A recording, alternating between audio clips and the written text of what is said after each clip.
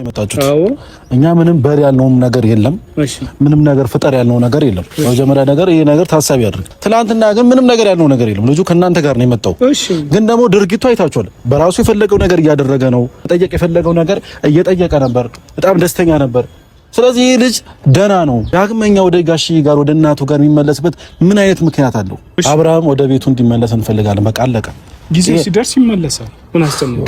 ስለምን ጊዜ አብርሃም ጊዜው ሲደርስ ይመለሳል። በመጀመሪያ ደረጃ አብርሃም ፈጣሪ መስገን ከትላንት ዛሬ ደና ነው። ዛሬ ደግሞ በበለጠ ደና ነው። ገብቷል አይደል? እኛ ይዘነው ለምን እኛ በቃ ስንል አብርሃም በቃ ትክክለኛ አብርሃም ነው ስንል ይመጣል። ያን የሚያደርገውን ራሱ ያውቃል። ገብቶሻል አይደል? ዴቭ ለምን በግልጽ አማርኛ አትነግሩንም? ህይወቱን ከኔ ጋር እንዲቀጥል አትፈልጉም ነው? የመረጠው ምርጫ አታከብሩለትም? ትናንትና ኢቭን በቃሉ እየነገራችሁ ነው አይደለ? ፌስ ቱ ፌስ እያወራችሁ ነው አይደለ? እኔ እዚህ መሆን ነው ፈልገው፣ ደስተኛ ነኝ፣ ከዚህ በኋላ እዚህ መሆን ፈልጋለሁ እያላችሁ ነው። ኖ መሄድ አለብህ ብላችሁ አስገድዳችሁ ወሰዳችሁ አይደለ? ስለዚህ ፍላጎታችሁ ከኔ ጋር እንዲሆን አትፈልጉም ማለት ነው። ከልጁ ለምረው የምትነጥሉት ምንድነው ሐሳባችሁ? ከኔ ነጥላችሁ ከሱ ጋር የማረግ እቅድ እንዳላችሁ በተግባር ኦሬዲ እያሳያችሁ ነው። ግን ደግሞ እና ምንድነው ማትቆሙ እንዴ? እስከ ዛሬ ካንተ ጋር ነው እንዲኖረችው ቁጭ ማለታችንም እንዴ ብቻውን? ይኸውልህ ዴቭ፣ እንደዛ ሳይሆን ሐሳቡ ንግግራችን ካንተ ጋር እሺ፣ ለምን ፈለጋችሁኝ? እሺ ዴቭ አዳምጠኝ። ሐሳባችን ንግግራችን ካንተ ጋር እስከሆነ ድረስ አንተን ነው እንጂ የፈለግነው እሷን ፈልገን አልጠራናትም አይደለ?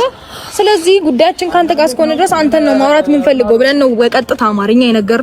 እሷ መገኘቷ ልክ አይደለም አይደለም? እኔ ደግሞ ግልጽ አማርኛ እየነገርኩሽ ነው ሩታ።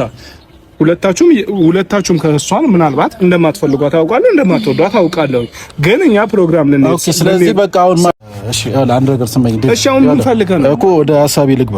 የጠራንህ አንድ ነገር አመናችሁበትም ነበር። አዎ፣ ትናንትና ግን በራሱ የሆነ ነገር እያደረገ ነበር። አይ ነው ፍላጎታችሁ፣ በራሱ የሆነ ነገር እንዲያደርግ ነው ፍላጎታችሁ ነው። ትናንትና አደረገ በራሱ።